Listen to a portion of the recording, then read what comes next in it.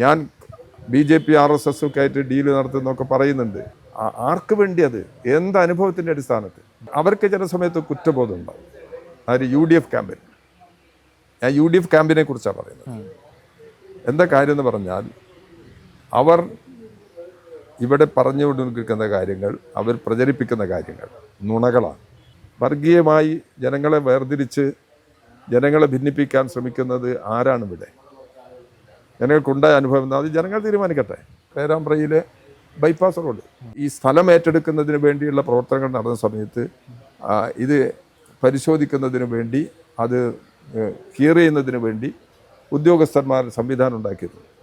ഇത് നോമ്പ് കാലത്ത് ചെയ്തതിന് എനിക്കെതിരെ ആക്ഷേപം ഉയർത്തുകയും പ്രതിഷേധം സ്റ്റേറ്റ്മെൻറ്റ് ഇവിടെ പത്രങ്ങളിലൂടെ വരികയും ചെയ്തു. അതും ഞാൻ നേരിട്ടിട്ടില്ല ആളാണ്.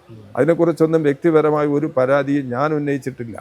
എന്താണ് ഈ പേരാമ്പ്രയുടെ ഭാവിയിലുള്ള ആവശ്യങ്ങൾ, അത് നിറവേറ്റുക എന്നുള്ളതാണ് ഈ തെരഞ്ഞെടുപ്പിൻ്റെ ലക്ഷ്യം. അതല്ലാതെ ഏതെങ്കിലും തരത്തിലുള്ള വൈകാരിക സന്ദർഭങ്ങൾ സൃഷ്ടിച്ച് നിലപാടുകൾ എടുക്കുക എന്നുള്ളതല്ല.